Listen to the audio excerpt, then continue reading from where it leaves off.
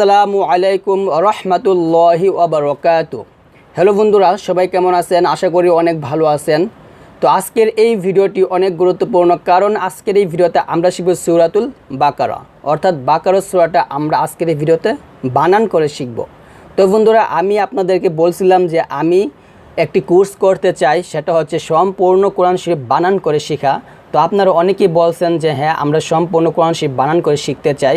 তো এই সম্পূর্ণ কোরআন শরীফ যদি আমরা বানান করে শিখি, তাহলে আমাদের যে উপকার আসবে সেটা হচ্ছে আমরা কোরআন শরীফটা খুব সুন্দরভাবে বুঝতে পারবো এবং শুদ্ধ করে আমরা পড়তে পারবো। তো আমি এই কোরআন শরীফটা বানান করে শেখাবো একটা কারণ, সেটা হচ্ছে আপনাদেরকে আমি চাই যে সুন্দর করে শুদ্ধ করে যাতে আপনার কোরআন শরীফটা পড়তে পারেন। তো আমি যদি আপনাদেরকে সম্পূর্ণ কোরআন শরীফটা বানান করে শেখাই বা বানান করে বলে দেই, তাহলে আপনারা বুঝতে পারবেন যে কিভাবে আমরা পড়ব, কোথায় টান দেব, কিভাবে গুণনা করব, কিভাবে ওয়াকফ করব, এই সমস্ত বিষয় আপনারা বুঝতে পারবেন। তো বন্ধুরা, এই কোর্সটা করতে আমার অনেক সময় লাগতে পারে। তো যদি আপনারা আমার সাথে থাকেন, তাহলে অবশ্যই আমি এই কোর্সটা সামনে নিয়ে অনেক আগাবো। তো অবশ্যই আপনারা আমাকে অবশ্যই সাপোর্ট করবেন, যাতে আমি আল্লাহর রহমতে সম্পূর্ণ কোরআন শরীফটা বানান করে আপনাদেরকে শুদ্ধ করে শেখাতে পারি। তো অবশ্যই আপনারা আমার সাথে থাকবেন।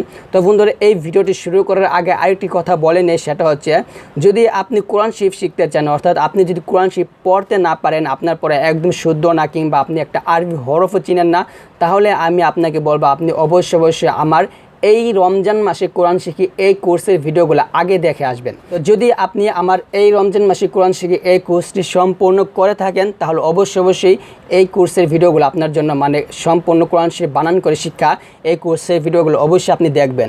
তো বন্ধুরা, তো আমি আপনাদেরকে বানান করে শেখাবই না, আমি আপনাদেরকে বলে দেব যে কখন গুণনা করব, কখন টান দেব, কোথায় গুণনা হবে, কোথায় টান হবে, কিভাবে ওয়াকফ ধরব এবং কিভাবে আরবি হরফের উচ্চারণগুলো করব, এই প্রত্যেকটা জিনিস আপনাদেরকে আমি বুঝিয়ে দেব।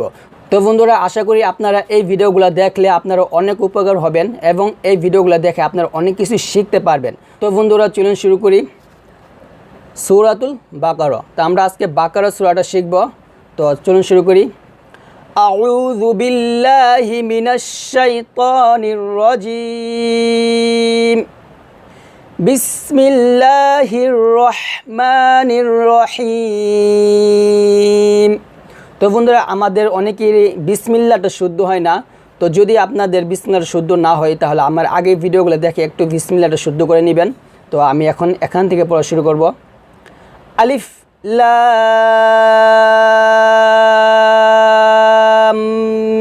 মিম। তো বন্ধুরা, এখানে দেখুন আলিফে এক আলিফও টান হবে না, কারণ আলিফে টান নেই, এবং লামে আমরা 4 আলিফ টান দিব, কারণ এটা হচ্ছে মদের হরফ। আর এই মদের হরফের নাম হচ্ছে মদ্দে লাজিম হরফি মুসাক্কাল।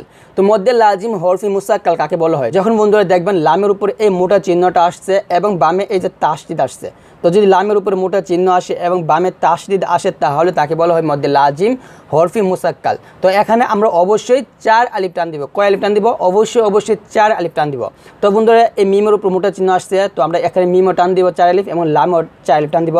তো একদম সহজ কথা, যদি কোনো হরফের উপরে, অর্থাৎ আলিফ বা তা সা জিম হা খ দাল জাল, এগুলো হচ্ছে হরফ। তো এই হরফগুলোর উপরে যদি এই মোটা চিহ্নটা আসে, তাহলে সেই হরফটাই আপনারা 4 আলিফ টেনে পড়বেন। আমি আবার বলতেছি, হরফের উপরে যদি এই মোটা চিহ্নটা আসে, এই যে উপরে যে চিহ্নটা দেখতে পাচ্ছেন, লামের উপরে যে চিহ্নটা, মিমের উপরে যে চিহ্নটা, এই চিহ্নটা আসলে সেখানে আপনারা অবশ্যই 4 আলিফ টান দিবেন। তো এখানে আমরা লামে 4 আলিফ টান দিব এবং মিমের 4 আলিফ টান দিব। তো এখানে আমরা আরেকটি ভুল করি, সেটা হচ্ছে এই লামে আমরা 4 আলিফ টান দিই এবং মিমও 4 আলিফ টান দিই, তবে লাম এবং মিম মানে মিমে গিয়ে আমরা গুণনাটা করি না। তো বন্ধুরা, এখানে আমাদের অবশ্যই গুণনা করতে হবে, কারণ মিমের উপরে কি আসছে? তাসদিদ আসছে। তো এটা হচ্ছে ওয়াজিব গুণনা। আমি আপনাদেরকে বলছি যে যদি মিমে অথবা নুনের উপরে তাসদিদ আসে, তাহলে অবশ্যই সেখানে আমরা কি করব? গুণনা করব। তো সেই ক্ষেত্রে নিয়ম ছিল যে হরকতের বামে নুনে অথবা মিমে যদি তাসদিদ আসে, তাহলে আমরা কি করি? গুণনা করি। তো বন্ধুরা, এখানে কিন্তু হরকত আসেনি, এখানে আসছে হরফের বাম মিমের উপর তাসদিদ। তো যাই হোক, আমরা হরফের বামে যদি মিমের উপর তাসদিদ পাই, তাহলে অবশ্যই সেখানে কি করব? গুণনা করব, কারণ তাসদিদ হলো হরফ আমাদের 2 বার পড়তে হয়, মিল করে পড়তে হয়। এক কথায় তাসদিদ হলো হরফ কখনো একা একা পড়া যায় না, তাসদিদ হলো হরফ আমাদের মিল করে পড়তে হয়। তাই এখানে আমরা অবশ্যই লাম এবং মিমটা কি করব? মিল করব এবং তারপর গুণনা করব। তো আমরা কিভাবে গুণনা করব এখানে আর কিভাবে মিল করব দেখুন। আলিফ লাম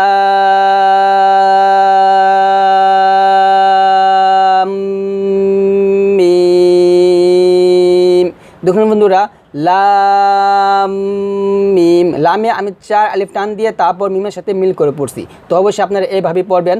যখনই আপনি হরফের উপর মোটা চিহ্ন পাবেন এবং বামে যদি তাসদিদ আসে এবং সে তাসদিদ হলো হরফটি যদি মিম হয়, তাহলে সেখানে অবশ্যই কী করবেন, মিলাইয়া গুণনা করবেন। তো তারপর দেখুন বন্ধুরা, জাল খারা জবর জা, লাম জেল্লি, জালি। তো বন্ধুরা এখানে কিন্তু জালি হবে না, কারণ এটা হচ্ছে জাল, জাল। তো এই জালটা আমরা অবশ্যই জিহ্বার আগা, দাঁতের আগার সঙ্গে লাগিয়ে উচ্চারণ করব। যেমন জা, জা, জা। এখানে আমরা বলি জা, তো জা বলা যাবে না, বলতে হবে জা, জা। তো জাল খারা জবর জা, লাম জেল্লি, জালি। কাফ লাম জবর কাল, এই কাফ গিয়ে আবার এই লামকে ধরবে। তো আমরা এই কাফ এবং এই লাম মিল করে পড়ব, কাফ লাম জবর কাল। এখানে কিন্তু এই হরফটা পড়া যাবে না, অর্থাৎ আলিফটা পড়া যাবে না। এর কারণ খালি হরফের পর যদি কোনো জজমওয়ালা হরফ আসে, তাহলে সেই খালি হরফটা পড়া যায় না। তো এই আলিফটা হচ্ছে খালি, এখানে এক জবর এক জের এক পেশ কিছু নাই, তাই আমরা এই আলিফটি পড়তে পারবো না। ডাইরেক্ট আমরা এই কাফ এই লামের সাথে মিল করে পড়ব। তো এখানে জাল খারা জবর জা, এখানে এক আলিফ টান দিব, কারণ এটা মদের হরফ। তো মদ হরফ কাকে বলা হয়? যেমন খারা জবর খারা জুলটা পেশকে মদ হরফ বলা হয়। অর্থাৎ যদি আপনি হরফের উপরে এক খারা জবর পান, কিংবা হরফের নিচে যদি আপনি খারা জের পান, কিংবা হরফের উপরে যে উল্টা পেশ পান, তাহলে সেটাই মদের হরফ, আর সেখানে আপনি অবশ্যই এক আলিফ টান দিবেন। তবে এই মদের হরফের একটা নাম আছে, আর এই মদের হরফের নাম হচ্ছে মদ্দে তবাই। তো এখানে আমরা কী করবো, টান দিবি এক আলিফ। যেমন জাল খারা জবর জা, লাম জেল্লি, জালি, কাফ লাম জবর কাল, জালিকাল, কাফ জের কি, জালিকাল কি, তা খারা জবর তা, জালিকাল কিতাব, বা পেশ বু, জালিকাল কিতাবু। তো বন্ধুরা এখানে মদের হরফ আছে মাত্র দুটি, জা এবং তা। এই দুটিতে অবশ্যই এক আলিফ পরিমাণ টান হবে। জা এবং তাতে আমরা এক আলিফ পরিমাণ টান দিব। আর লি কাল কিতাবু এগুলোতে আমরা কী দেবো, টান দিব না। অর্থাৎ জা এবং তা ছাড়া বাকিগুলোতে টান হবে না। লাম আলিফ জবর লা, রয় ইয়াজবর রয়, লা রয়, রয়, রয় ইয়াজবর রয়। এখানে রটা আমরা অবশ্যই মোটা করব, আর এটা আমরা কি করব না, টান দিব না, কারণ এটা হচ্ছে লিনের হরফ। তো এখানে আমরা টান দিব না। আর লাম আলিফ জবর লা, এখানে অবশ্যই টান দিব, কারণ এটা মদের হরফ। লা রয়, বা জবর বা, লা রয় বা। লাম আলিফ জবর লা, লাম আলিফ জবর লা, এক আলিফ টান হবে। রয় জবর রয়, লা রয়, বা জবর বা, লা রয় বা। যালিকাল কিতাবু লা রাইবা, লা রাইবা। এখানে যদি আমরা ওয়াকফ ধরি তাহলে হবে যালিকাল কিতাবু লা রাইবে, লা রাইবে, রইবে। এখানে আমরা এক আলিফ টান দিব যদি ওয়াকফ ধরি, কারণ লিনের হরফের বামে হরফে যদি ওয়াকফ আসে তাহলে সেখানে হয় মধ্যে লিন, আর এই মধ্যে লিন আমরা এক আলিফ পরিমাণ টেনে পড়ব। তবে বন্ধুরা এই বাটা কিন্তু কলকলার হরফ, এই বা কিন্তু আমরা কী করব, কলকলা করব, কারণ কফ, ত, বা, জিম, দাল এই পাঁচটি হচ্ছে কলকলার হরফ। যখন এই পাঁচটি হরফের উপরে সাকিন আসবে কিংবা পাঁচটি হরফের পর ওয়াকফ আসবে, সেখানে আমরা অবশ্যই কলকলা করব। তো এখানে যদি আমরা ওয়াকফ ধরি তাহলে হবে যালিকাল কিতাবু লা রাইবা। আর যদি ওয়াকফ না ধরি তাহলে বলবো যালিকাল কিতাবু লা রাইবা ফিহি। এই ফিতে আমরা ওয়াকফ ধরবো। তো বন্ধুরা আমরা এখানে ওয়াকফ ধরবো না, আমরা এখানে এসে ওয়াকফটা ধরবো। আর যদি মধ্যে হরফের বামে হরফে যদি ওয়াকফ আসে তাহলে তাকে বলা হয় মধ্যে আরজি। তো এখানে দেখুন মধ্যে হরফের বামে হরফে কি আসছে, যে ওয়াকফ আসছে, এটা কিন্তু একটা ওয়াকফের চিহ্ন। তো এখানে আমরা কি করব, অবশ্যই ওয়াকফ ধরবো, এবং ওয়াকফ ধরলে আমরা 3 আলিফ পরিমাণ টান দিব। তো এত হবে যালিকাল কিতাবু লা রাইবা ফিহি। আমার সাথে আবার বলেন যালিকাল কিতাবু লা রাইবা ফিহি। আলিফ লাম মিম, যালিকাল কিতাবু লা রাইবা ফিহি।